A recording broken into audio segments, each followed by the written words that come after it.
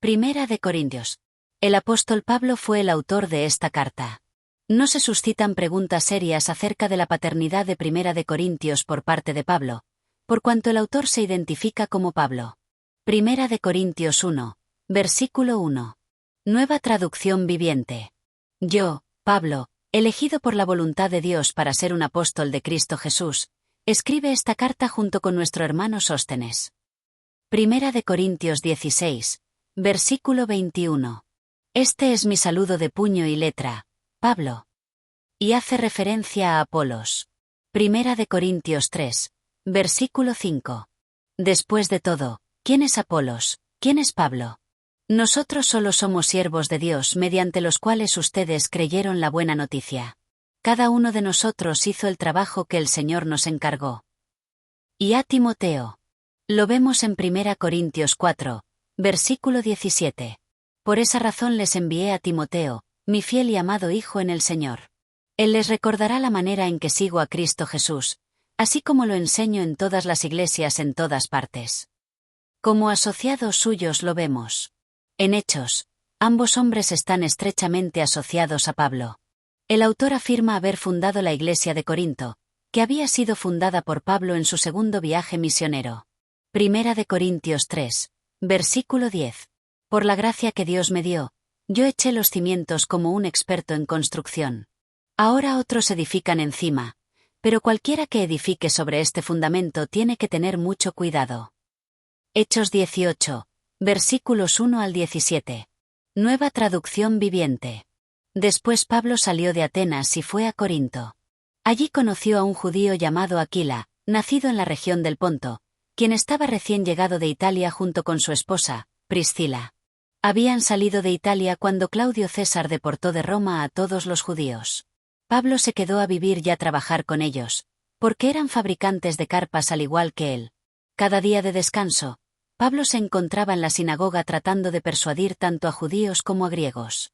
Después de que Silas y Timoteo llegaron de Macedonia, Pablo pasó todo el tiempo predicando la palabra. Testificaba a los judíos que Jesús era el Mesías, pero cuando ellos se opusieron y lo insultaron, Pablo se sacudió el polvo de su ropa y dijo: «La sangre de ustedes está sobre sus propias cabezas, yo soy inocente. De ahora en adelante iré a predicar a los gentiles». Entonces salió de allí y fue a la casa de Ticio Justo, un gentil que adoraba a Dios y que vivía al lado de la sinagoga. Crispo, el líder de la sinagoga, y todos los de su casa creyeron en el Señor. Muchos otros en Corinto también escucharon a Pablo, se convirtieron en creyentes y fueron bautizados. Una noche, el Señor le habló a Pablo en una visión y le dijo: «No tengas miedo. Habla con libertad. No te quedes callado. Pues yo estoy contigo, y nadie te atacará ni te hará daño, porque mucha gente de esta ciudad me pertenece». Así que Pablo se quedó allí 1 año y medio enseñando la palabra de Dios. Cuando Galión llegó a ser gobernador de Acaya, unos judíos se levantaron contra Pablo y lo llevaron ante el gobernador para juzgarlo.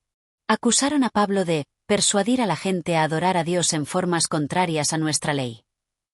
Pero justo cuando Pablo comenzó a defenderse, Galión se dirigió a los acusadores de Pablo y dijo: «Escuchen, ustedes judíos, si aquí hubiera alguna fechoría o un delito grave, yo tendría una razón para aceptar el caso.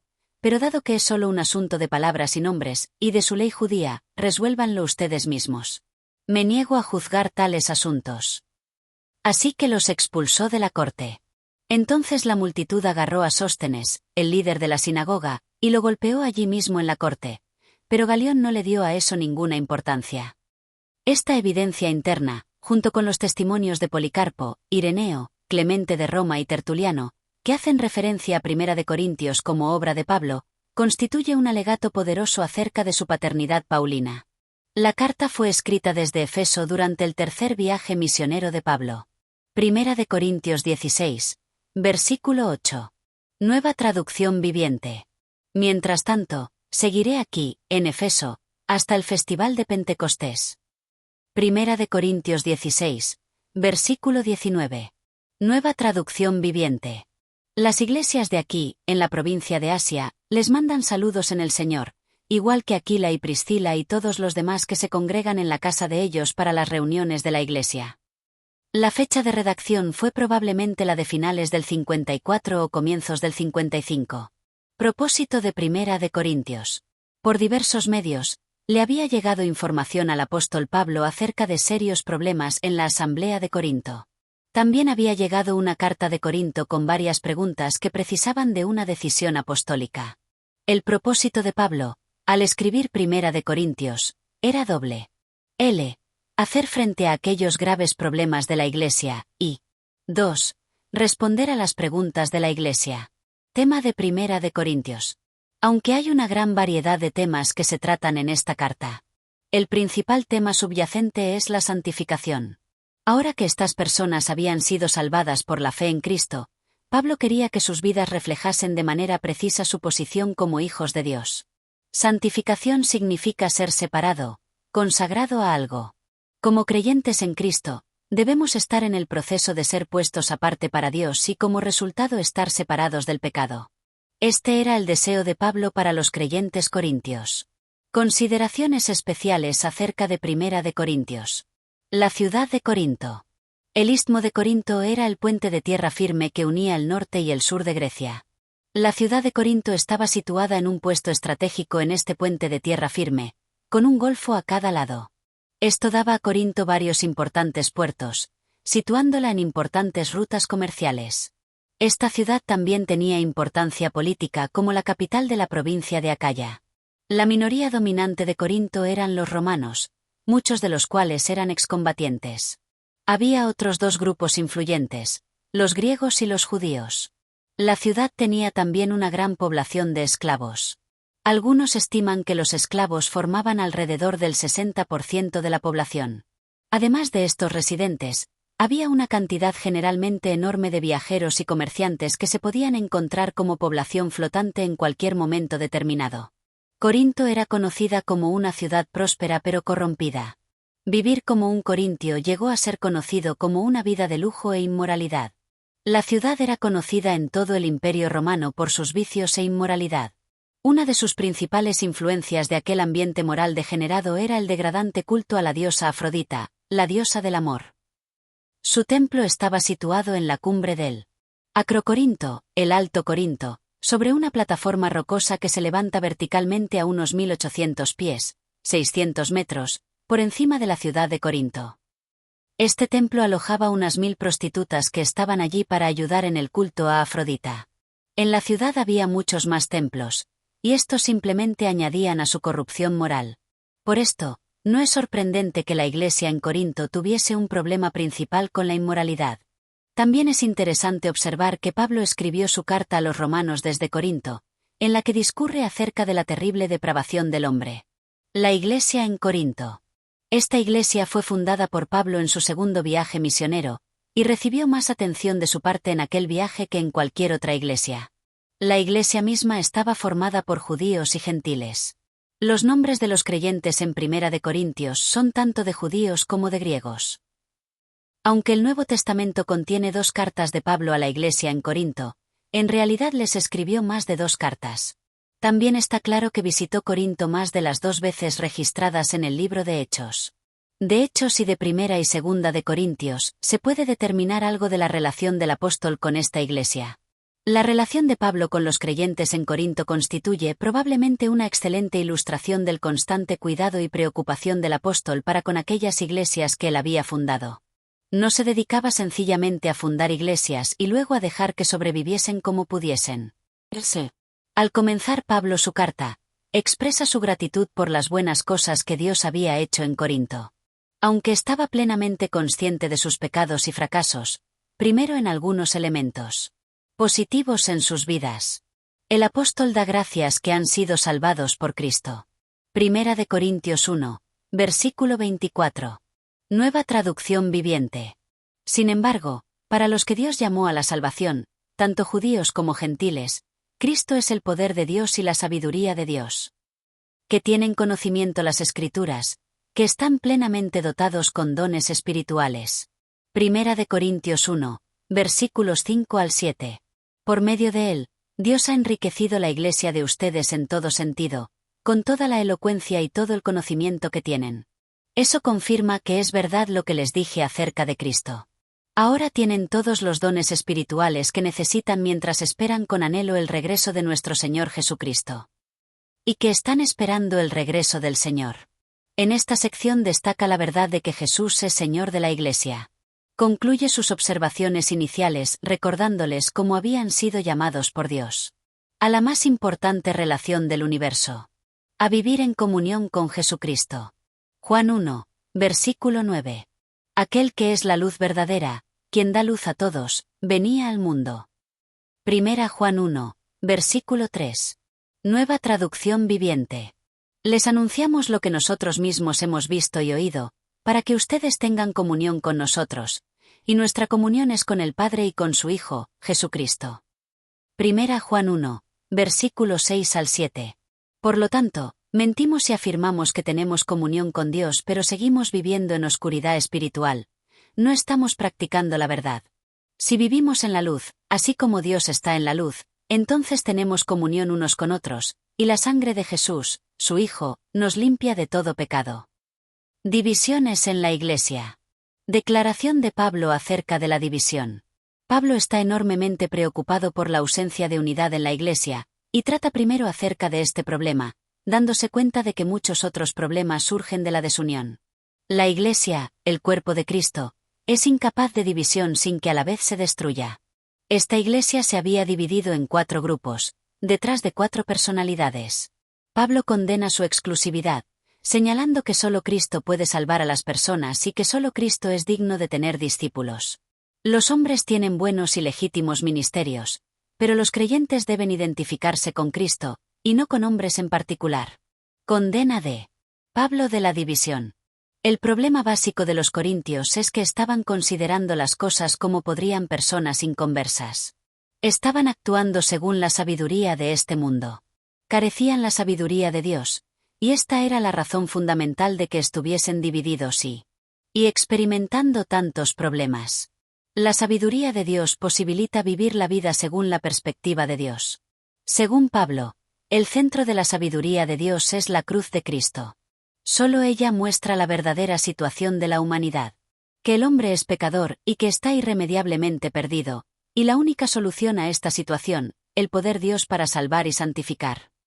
Una vez la persona ve estas cuestiones básicas, de la santidad de Dios, la pecaminosidad del hombre, y el poder de Dios de salvar, mediante la muerte de Cristo, entonces, y solo entonces, puede afrontar manera correcta las cuestiones de la vida.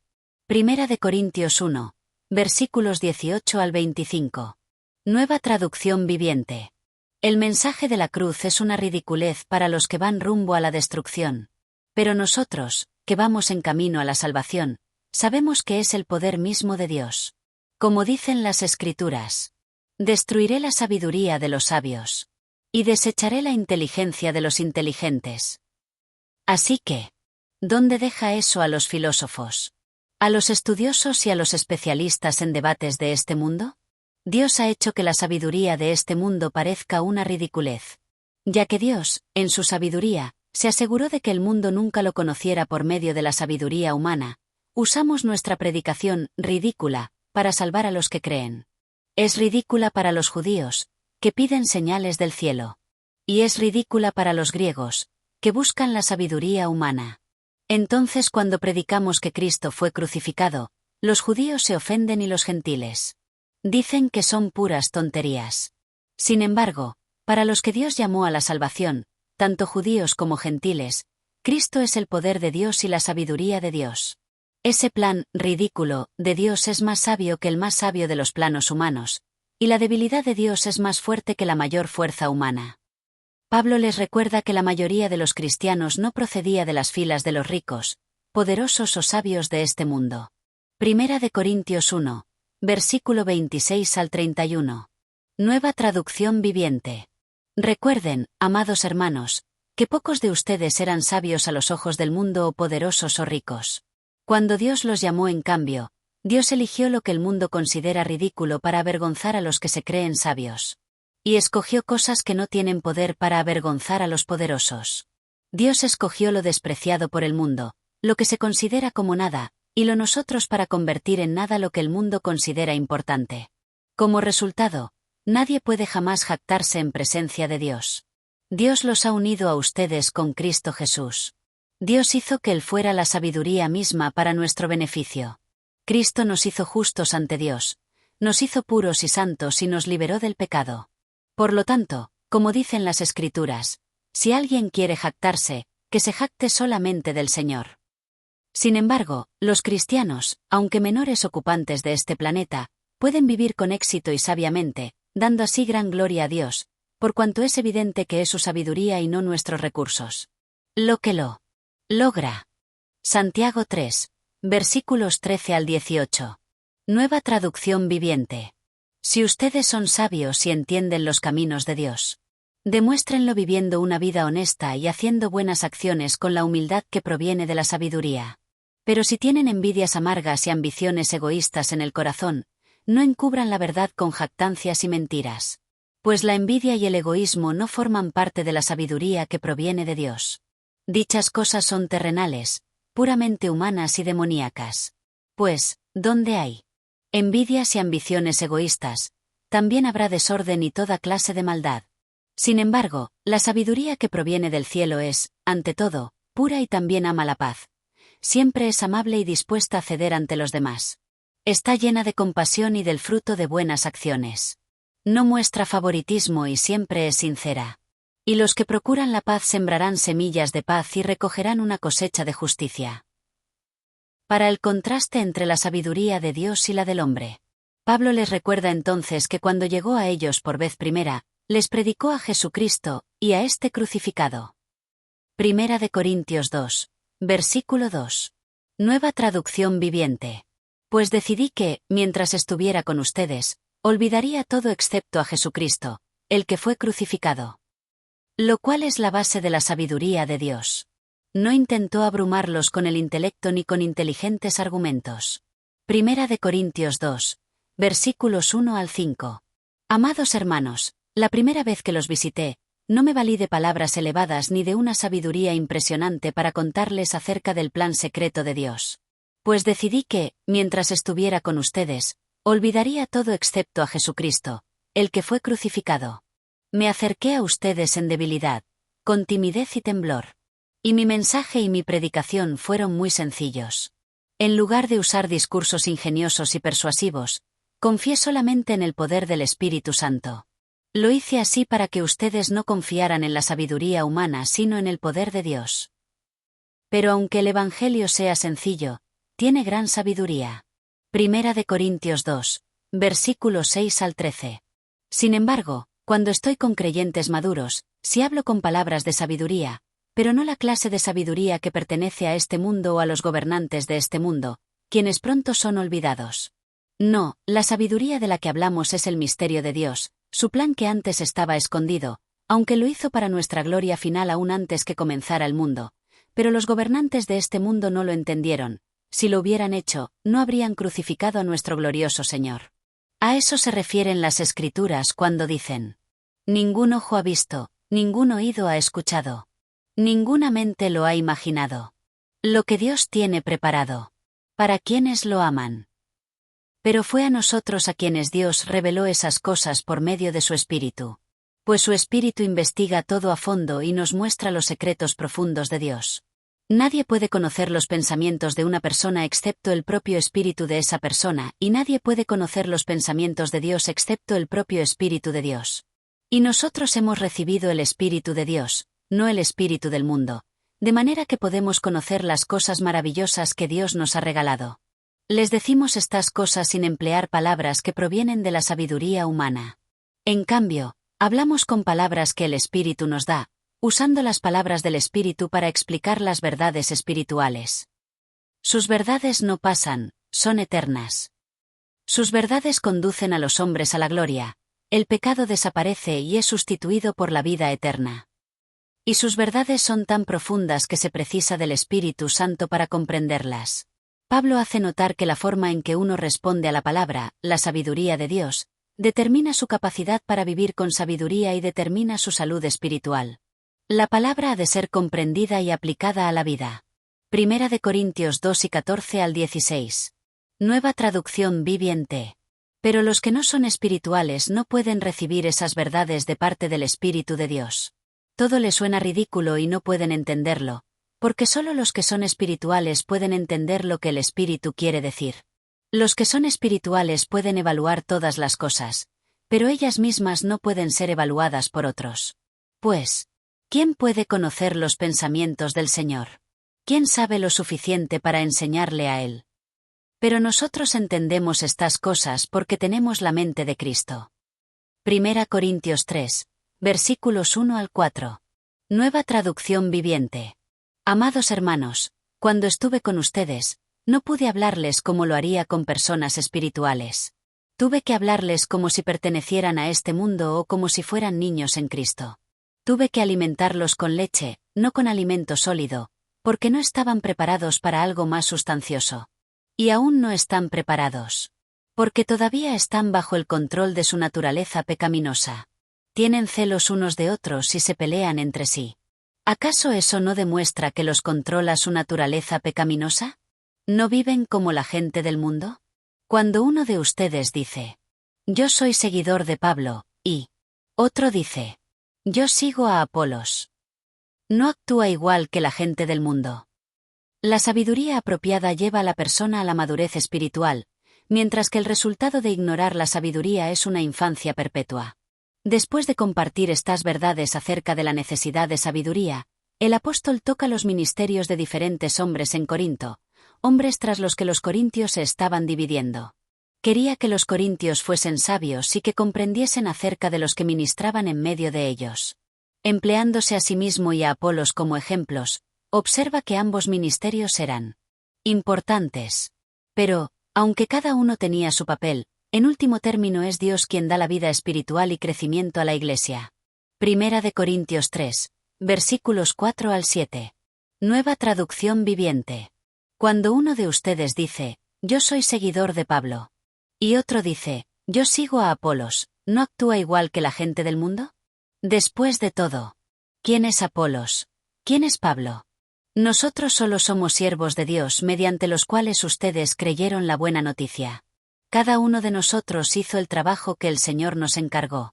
Yo planté la semilla en sus corazones, y Apolos la regó, pero fue Dios quien la hizo crecer. No importa quién planta o quién riega, lo importante es que Dios hace crecer la semilla. La sabiduría apropiada lleva a la persona a la madurez espiritual, mientras que el resultado de ignorar la sabiduría es una infancia perpetua. Después de compartir estas verdades acerca de la necesidad de sabiduría, el apóstol toca los ministerios de diferentes hombres en Corinto, hombres tras los que los corintios se estaban dividiendo. Quería que los corintios fuesen sabios y que comprendiesen acerca de los que ministraban en medio de ellos. Empleándose a sí mismo y a Apolos como ejemplo, observa que ambos ministerios eran importantes. Pero, aunque cada uno tenía su papel, en último término es Dios quien da la vida espiritual y crecimiento a la Iglesia. Pablo les informa que todos los creyentes son siervos de Dios, y que por tanto son responsables delante de Él. Esto lleva a la discusión más extensa en el Nuevo Testamento acerca de la evaluación y recompensa de los creyentes. 1 Corintios 3, versículos 11 al 23. Nueva traducción viviente. Pues nadie puede poner un fundamento distinto del que ya tenemos, que es Jesucristo. El que edifique sobre este fundamento podrá usar una variedad de materiales: oro, plata, joyas, madera, heno o paja, pero el día del juicio, el fuego revelará la clase de obra que cada constructor ha hecho. El fuego mostrará si la obra de alguien tiene algún valor. Si la obra permanece, ese constructor recibirá una recompensa, pero si la obra se consume, el constructor sufrirá una gran pérdida. El constructor se salvará, pero como quien apenas se escapa atravesando un muro de llamas. ¿No se dan cuenta de que todos ustedes juntos son el templo de Dios y que el Espíritu de Dios vive en ustedes? Dios destruirá a cualquiera que destruya este templo. Pues el templo de Dios es santo, y ustedes son este templo. Dejen de engañarse a sí mismos. Si piensan que son sabios de acuerdo con los criterios de este mundo, necesitan volverse necios para ser verdaderamente sabios. Pues la sabiduría de este mundo es necedad para Dios. Como dicen las Escrituras, Él atrapa a los sabios en la trampa de su propia astucia. Y también, El Señor conoce los pensamientos de los sabios. Sabe que no valen nada. Así que no se jacten de seguir a un líder humano en particular. Pues a ustedes les pertenece todo, ya sea Pablo o Apolos o Pedro, o el mundo, o la vida y la muerte, o el presente y el futuro. Todo les pertenece a ustedes, y ustedes pertenecen a Cristo, y Cristo pertenece a Dios. Primera de Corintios 4, versículos 1 al 5. Nueva traducción viviente. Así que, a Apolos y a mí, considérennos como simples siervos de Cristo, a quienes se nos encargó la tarea de explicar los misterios de Dios. Ahora bien, alguien que recibe el cargo de administrador debe ser fiel. En cuanto a mí, me importa muy poco cómo me califiquen ustedes o cualquier autoridad humana. Ni siquiera confío en mi propio juicio en este sentido. Tengo la conciencia limpia, pero eso no demuestra que yo tenga razón. Es el Señor mismo quien me evaluará y tomará la decisión. Así que no juzguen a nadie antes de tiempo, es decir, antes de que el Señor vuelva. Pues Él sacará a la luz nuestros secretos más oscuros y revelará nuestras intenciones más íntimas. Entonces Dios le dará a cada uno el reconocimiento que le corresponda. El apóstol hace notar que el Señor no solo juzgará lo que hemos hecho en esta vida, sino que basará gran parte de nuestra recompensa sobre nuestra fidelidad como administradores de aquello que Él nos ha confiado, y en nuestras motivaciones. Pablo insiste en que les dice estas cosas y les advierte porque, igual que un padre, estaba profundamente interesado por la prosperidad de sus hijos. Primera de Corintios 4, versículos 6 al 21. Nueva traducción viviente. Amados hermanos, puse el caso de Apolos y el mío propio como ilustración de lo que les vengo diciendo. Si prestan atención a lo que les cité de las Escrituras, no estarán orgullosos de uno de sus líderes a costa de otro. Pues, ¿qué derecho tienen a juzgar así? ¿Qué tienen que Dios no les haya dado? ¿Y si todo lo que tienen proviene de Dios? ¿Por qué se jactan como si no fuera un regalo? Ustedes piensan que ya tienen todo lo que necesitan. Creen que ya son ricos. Hasta han comenzado a reinar sin nosotros en el reino de Dios. Yo desearía que en verdad ya estuvieran reinando, porque entonces nosotros estaríamos reinando con ustedes.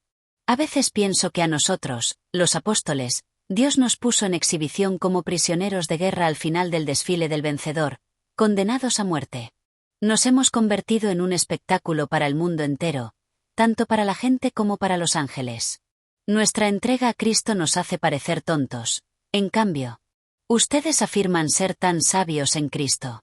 Nosotros somos débiles, pero ustedes son tan poderosos. A ustedes los estiman, a nosotros nos ridiculizan. Incluso ahora mismo pasamos hambre y tenemos sed y nos falta ropa para abrigarnos. A menudo somos golpeados y no tenemos casa. Nos cansamos trabajando con nuestras manos para ganarnos la vida. Bendecimos a los que nos maldicen. Somos pacientes con los que nos maltratan. Respondemos con gentileza cuando dicen cosas malas de nosotros. Aún así se nos trata como la basura del mundo, como el desperdicio de todos, hasta este preciso momento. No les escribo estas cosas para avergonzarlos, sino para advertirles como mis amados hijos. Pues, aunque tuvieran 10.000 maestros que les enseñaran acerca de Cristo, tienen solo un Padre espiritual. Pues me convertí en su Padre en Cristo Jesús cuando les prediqué la buena noticia. Así que les ruego que me imiten. Por esa razón les envié a Timoteo, mi fiel y amado hijo en el Señor. Él les recordará la manera en que sigo a Cristo Jesús, así como lo enseño en todas las iglesias en todas partes. Algunos de ustedes se han vuelto arrogantes al pensar que no volveré a visitarlos. Pero iré, y pronto, si el Señor me lo permite, y entonces comprobaré si esos arrogantes solo dan discursos pretenciosos o de verdad tienen el poder de Dios. Pues el reino de Dios no consiste en las muchas palabras, sino en vivir por el poder de Dios. ¿Qué prefieren? ¿Que llegue con una vara para castigarlos o que vaya con amor y un espíritu amable? Pecados en la Iglesia. Actuación inmoral y falta de disciplina. El apóstol se sentía turbado por la existencia de inmoralidad en la Iglesia. La palabra inmoralidad, o fornicación, es un término inclusivo que incluye todo tipo de conducta sexual inmoral. El pecado en particular en que se centraba aquí era el de incesto. La Iglesia conocía la situación y la toleraba. La sabiduría del mundo es siempre tolerante con respecto al pecado. La Iglesia de Corinto estaba en peligro de quedar profundamente afectada por aquello. Pablo los reprende por su orgullosa tolerancia. Declara que eran responsables la pureza de la Iglesia. Les había dicho en una carta anterior que no debían tolerar la inmoralidad. Primera de Corintios 5, versículo 9. Nueva traducción viviente. Cuando les escribí anteriormente, les dije que no se relacionaran con personas que se entregan al pecado sexual. Manda entonces que hagan frente al pecado y que expulsen de la Iglesia al miembro ofensor. Primera de Corintios 5, versículos 12 al 13. Nueva traducción viviente. No es mi deber juzgar a los de afuera, pero sí es responsabilidad de ustedes juzgar a los que son de la Iglesia y están en pecado. Pleitos en la Iglesia. Su falta de sabiduría se veía también en su incapacidad de resolver las disputas entre ellos mismos. En lugar de ello, se personaban en los tribunales seculares de justicia, para que los incrédulos resolvieran sus causas. Pablo los reprende por ello, y les manda que busquen líderes prudentes en la Iglesia que les resuelvan estos asuntos. Inmoralidad de la Iglesia. Mejor aún, les dice, sería sencillamente ceder vuestros derechos y sufrir la injusticia. Estaban centrándose en sus derechos, mientras que Pablo se centra en sus actitudes. Inmoralidad de la Iglesia. La inmoralidad había sido el estilo de vida de muchos en Corinto.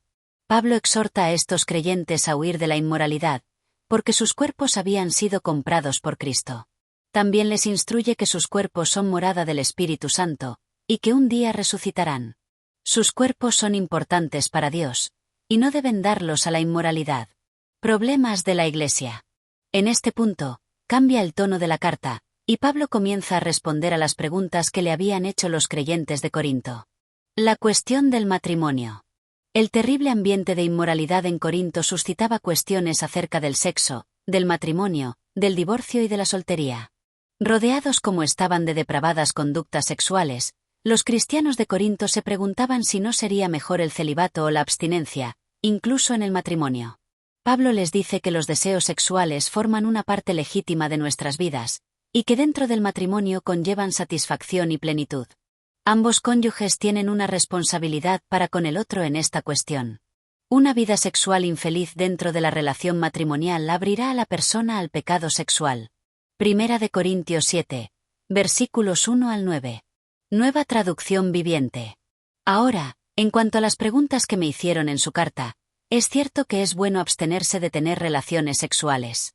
Sin embargo, dado que hay tanta inmoralidad sexual, cada hombre debería tener su propia esposa, y cada mujer su propio marido. El esposo debe satisfacer las necesidades sexuales de su esposa, y la esposa debe satisfacer las necesidades sexuales de su marido. La esposa le da la autoridad sobre su cuerpo a su marido, y el esposo le da la autoridad sobre su cuerpo a su esposa.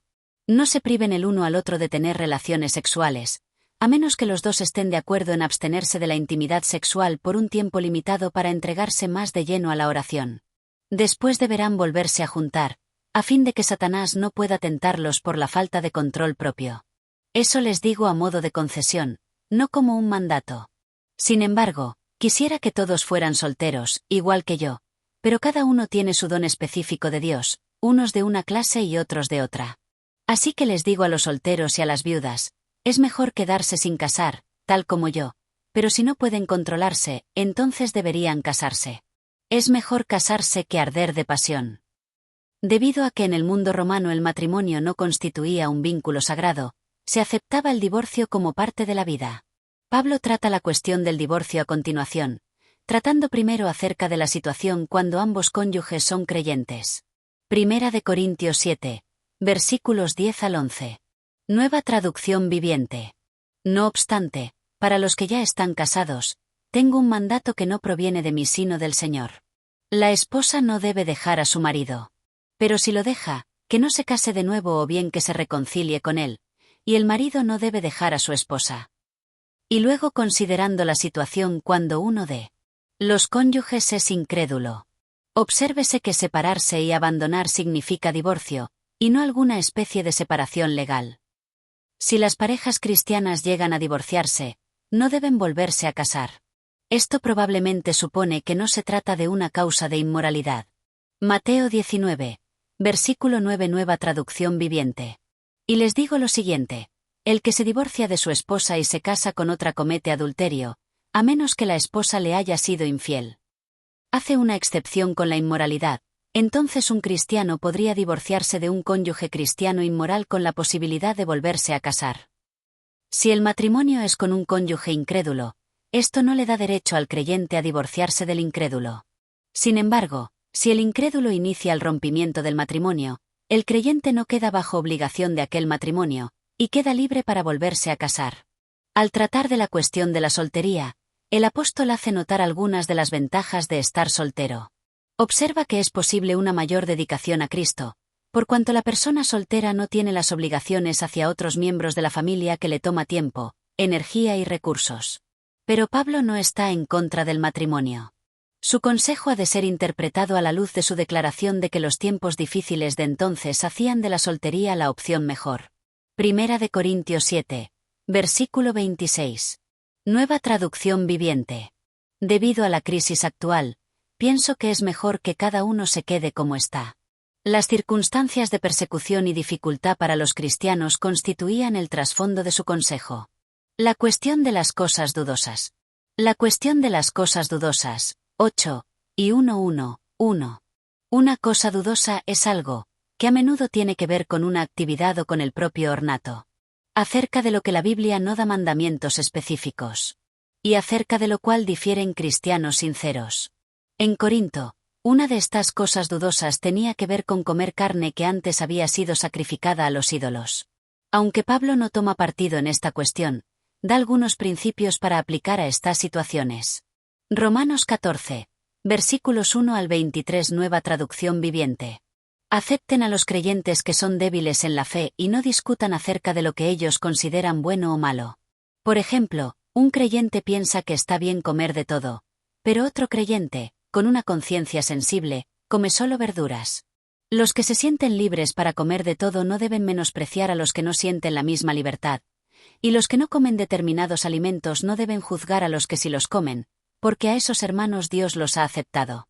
¿Quién eres tú para juzgar a los sirvientes de otro? Su amo dirá si quedan en pie o caen, y con la ayuda del Señor, quedarán en pie y recibirán la aprobación de Él. Del mismo modo, algunos piensan que un día es más sagrado que otro, mientras que otros creen que todos los días son iguales. Cada uno debería estar plenamente convencido de que el día que elija es aceptable. Los que adoran al Señor un día en particular lo hacen para honrarlo a Él. Los que comen toda clase de alimentos lo hacen para honrar al Señor, ya que le dan gracias a Dios antes de comer. Y los que se niegan a comer ciertos alimentos también quieren agradar al Señor y le dan gracias a Dios. Pues no vivimos para nosotros mismos ni morimos para nosotros mismos. En primer lugar, dice Pablo, los creyentes deben tomar decisiones sobre la base del conocimiento. Debería existir una base bíblica para la elección tornada. En segundo lugar, han de actuar sobre la base del amor. Deberían estar dispuestos a suprimir sus libertades por amor al cristiano más débil. Pablo ejemplificó esta verdad en su propia vida, cediendo en sus propios derechos personales a fin de beneficiar a otros creyentes. La cuestión del culto y del ministerio. Había vanas otras cuestiones que tenían que ver con la reunión pública de la Iglesia, y que precisaban de la instrucción apostólica. Primero, se refiere a la cuestión de las mujeres en la asamblea pública. Primera de Corintios 11, versículos 2 al 16. Nueva traducción viviente. Cuánto me alegro de que ustedes siempre me tienen en sus pensamientos y de que siguen las enseñanzas que les transmití.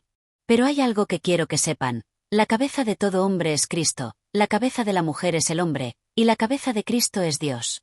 El hombre deshonra a su cabeza si se cubre la cabeza mientras ora o profetiza. En cambio, la mujer deshonra a su cabeza si ora o profetiza sin cubrirse la cabeza, porque es como si se la rapara.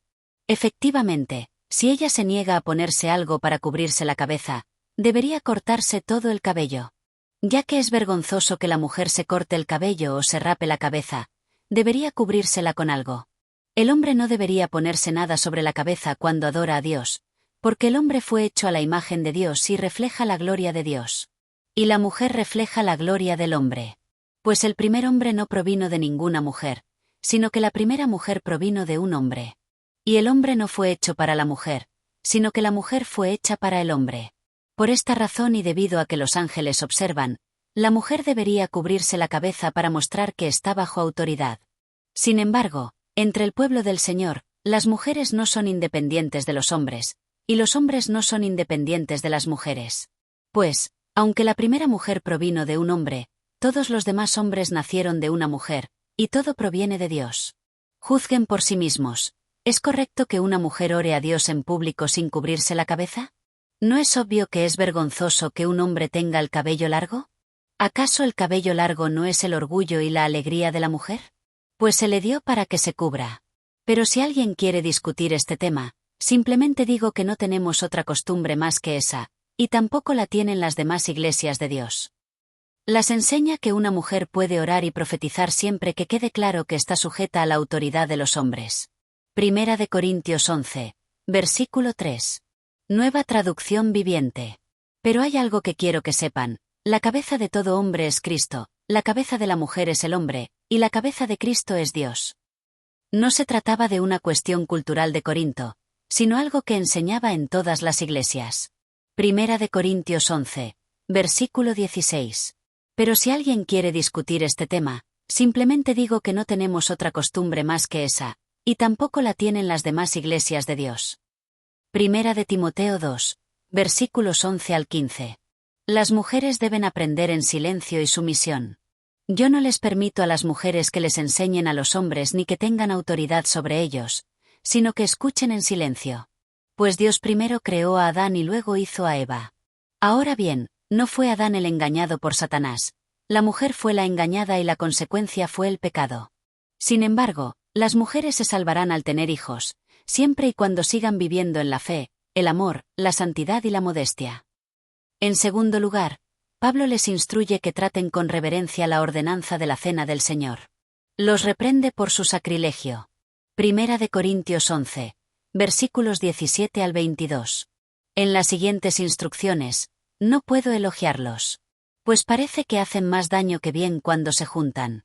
Primero, oigo que hay divisiones entre ustedes cuando se reúnen como iglesia y, hasta cierto punto, lo creo. Así que, por supuesto que tiene que haber divisiones entre ustedes, para que los que tienen la aprobación de Dios sean reconocidos. Cuando ustedes se reúnen, la verdad es que no les interesa la cena del Señor. Pues algunos se apresuran a comer su propia comida y no la comparten con los demás. Como resultado, algunos se quedan con hambre mientras que otros se emborrachan. ¿Qué? ¿Acaso no tienen sus propias casas para comer y beber? ¿O de veras quieren deshonrar a la Iglesia de Dios y avergonzar a los pobres? ¿Qué se supone que debo decir? ¿Quieren que los elogie? Pues bien, de ninguna manera los elogiaré por esto. Les recuerda el sentido de la ordenanza. Primera de Corintios 11, versículos 23 al 26. Nueva traducción viviente. Pues yo les transmito lo que recibí del Señor mismo. La noche en que fue traicionado, el Señor Jesús tomó pan y dio gracias a Dios por ese pan. Luego lo partió en trozos y dijo: Esto es mi cuerpo, el cual es entregado por ustedes. Hagan esto en memoria de mí. De la misma manera, tomó en sus manos la copa de vino después de la cena, y dijo: Esta copa es el nuevo pacto entre Dios y su pueblo, un acuerdo confirmado con mi sangre. Hagan esto en memoria de mí todas las veces que la beban. Pues, cada vez que coman este pan y beban de esta copa, anuncian la muerte del Señor hasta que Él vuelva. Y les advierte acerca de una adicional disciplina de parte del Señor. Primera de Corintios 11, versículos 27 al 34. Por lo tanto, cualquiera que coma este pan o beba de esta copa del Señor en forma indigna es culpable de pecar contra el cuerpo y la sangre del Señor. Por esta razón, cada uno debería examinarse a sí mismo antes de comer el pan y beber de la copa.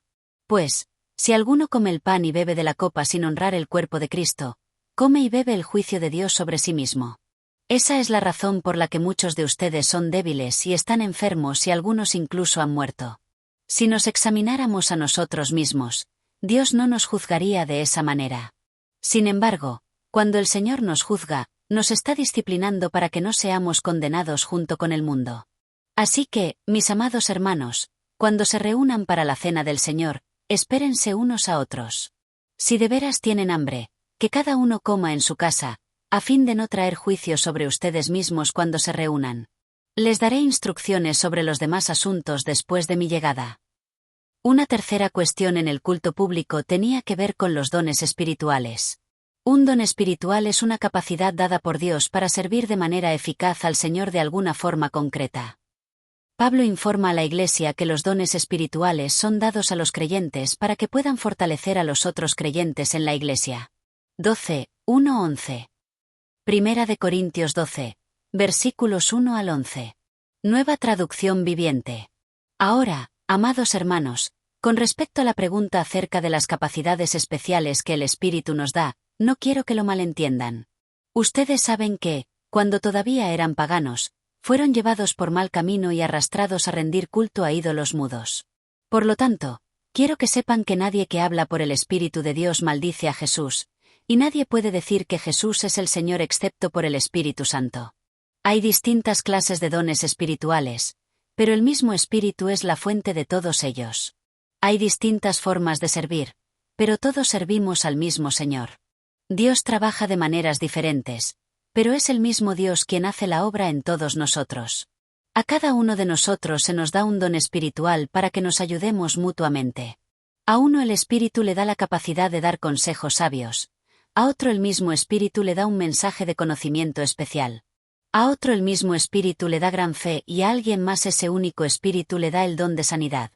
A uno le da el poder para hacer milagros y a otro, la capacidad de profetizar. A alguien más le da la capacidad de discernir si un mensaje es del Espíritu de Dios o de otro espíritu. Todavía a otro se le da la capacidad de hablar en idiomas desconocidos, mientras que a otro se le da la capacidad de interpretar lo que se está diciendo. Es el mismo y único Espíritu quien distribuye todos esos dones. Solamente Él decide qué don cada uno debe tener. Les recuerda que la Iglesia es como un cuerpo, y que así como las diversas partes del cuerpo físico dependen entre sí para salud y fortaleza, así también los miembros del cuerpo de Cristo, la Iglesia. El cuerpo es uno. Primera de Corintios 12, versículos 12 al 13. Nueva traducción viviente. El cuerpo humano tiene muchas partes, pero las muchas partes forman un cuerpo entero. Lo mismo sucede con el cuerpo de Cristo.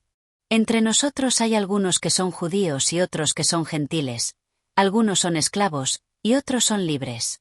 Pero todos fuimos bautizados en un solo cuerpo por un mismo espíritu, y todos compartimos el mismo espíritu. Tiene diversas partes.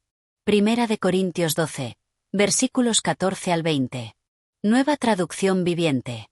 Así es, el cuerpo consta de muchas partes diferentes, no de una sola parte. Si el pie dijera, no formo parte del cuerpo porque no soy mano, no por eso dejaría de ser parte del cuerpo. Y si la oreja dijera, no formo parte del cuerpo porque no soy ojo, ¿dejaría por eso de ser parte del cuerpo? Si todo el cuerpo fuera ojo, ¿cómo podríamos oír?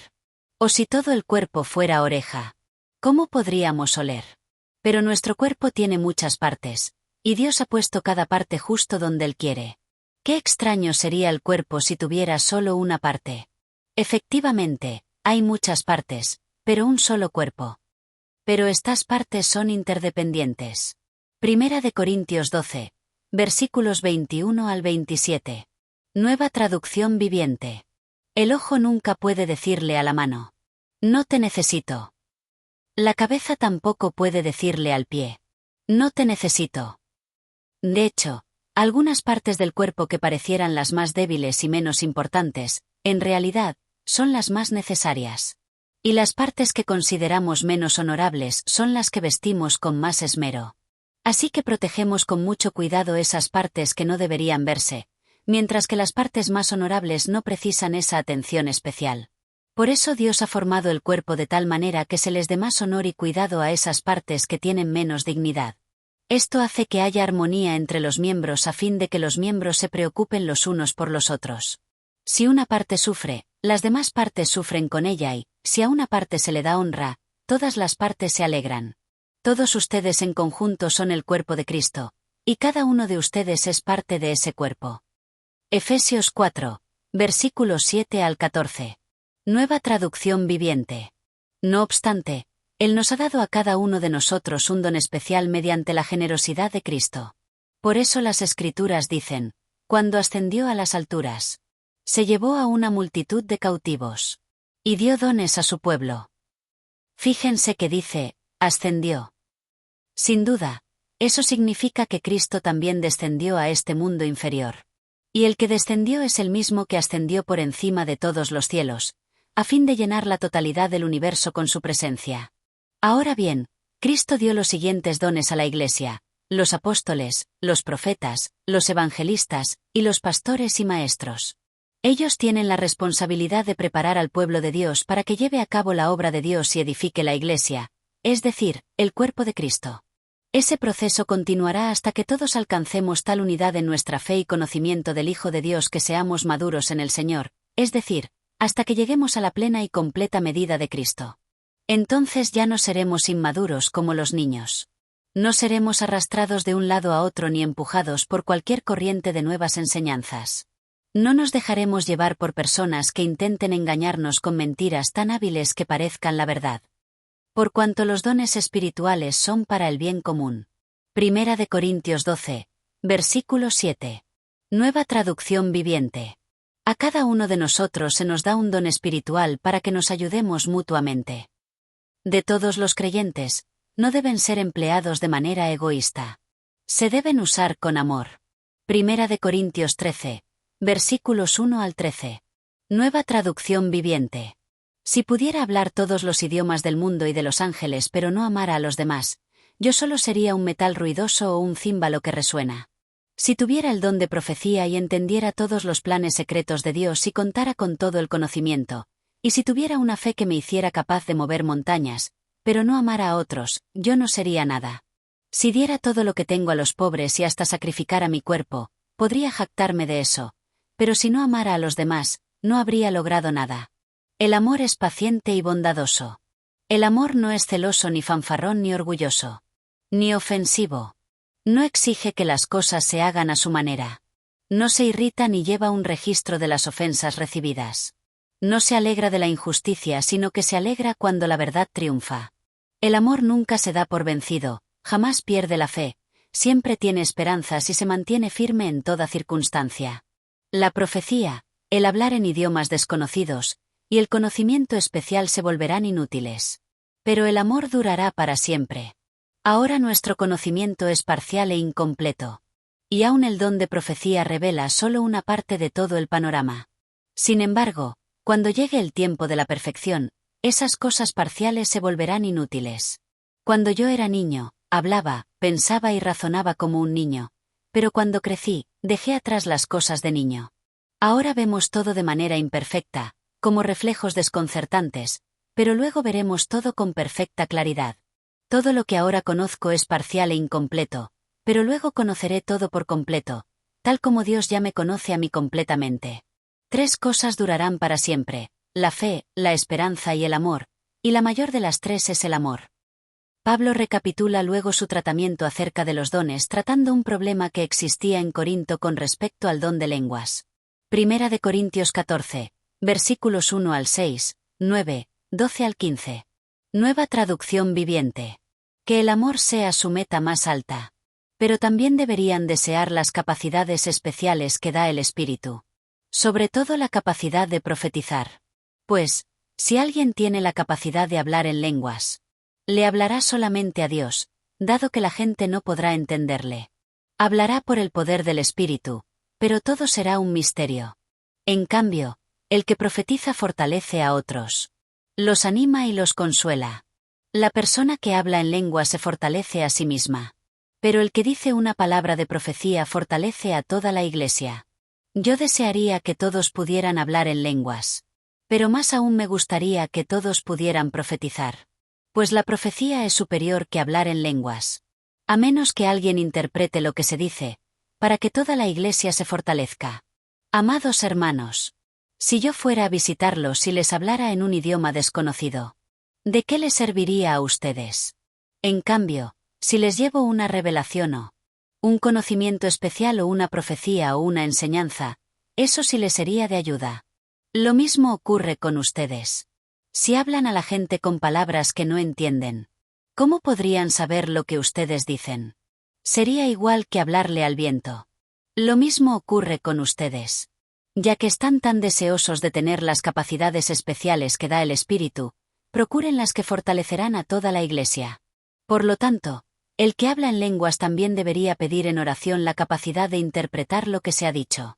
Pues, si oro en lenguas, mi espíritu ora, pero yo no entiendo lo que digo. ¿Qué debo hacer entonces? Oraré en el espíritu y también oraré con palabras que entiendo. Cantaré en el espíritu y también cantaré con palabras que entiendo. El argumento básico de esta sección es que el don de la profecía es mayor que el don de lenguas. La resurrección. Evidentemente, había alguien en Corinto que estaba enseñando la falsa idea de que no había resurrección de los muertos. Pablo declara que la resurrección de Jesucristo es la piedra del ángulo de la fe cristiana. Si Cristo no fue levantado corporalmente de la tumba, entonces no hay fe cristiana válida, el pecado no ha sido derrotado y no hay esperanza para el futuro. Primera de Corintios 15, versículos 12 al 20. Nueva traducción viviente. Pero díganme lo siguiente. Dado que nosotros predicamos que Cristo se levantó de los muertos, ¿por qué algunos de ustedes dicen que no habrá resurrección de los muertos? Pues, si no hay resurrección de los muertos, entonces Cristo tampoco ha resucitado. Y si Cristo no ha resucitado, entonces toda nuestra predicación es inútil, y la fe de ustedes también es inútil. Y nosotros, los apóstoles, estaríamos todos mintiendo acerca de Dios, porque hemos dicho que Dios levantó a Cristo de la tumba. Así que eso no puede ser cierto si no hay resurrección de los muertos. Y si no hay resurrección de los muertos, entonces Cristo no ha resucitado. Y si Cristo no ha resucitado, entonces la fe de ustedes es inútil, y todavía son culpables de sus pecados. En ese caso, todos los que murieron creyendo en Cristo están perdidos. Y si nuestra esperanza en Cristo es solo para esta vida, somos los más dignos de lástima de todo el mundo. Lo cierto es que Cristo sí resucitó de los muertos. Él es el primer fruto de una gran cosecha, el primero de todos los que murieron. Pero, por cuanto Jesús fue las primicias de la resurrección, esta es la garantía de que también los creyentes resucitarán de los muertos, recibiendo nuevos cuerpos y experimentando la victoria sobre la muerte. Primera de Corintios 15, versículos 50 al 58. Nueva traducción viviente.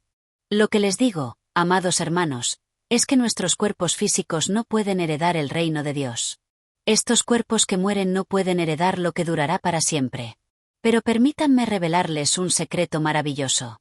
No todos moriremos, pero todos seremos transformados. Sucederá en un instante, en un abrir y cerrar de ojos, cuando se toque la trompeta final.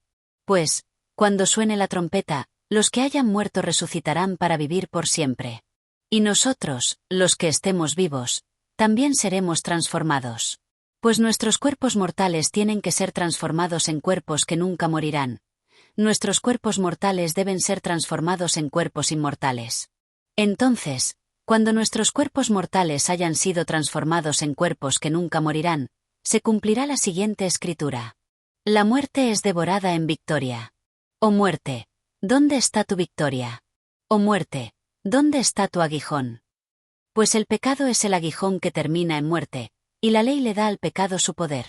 Pero gracias a Dios, Él nos da la victoria sobre el pecado y la muerte por medio de nuestro Señor Jesucristo.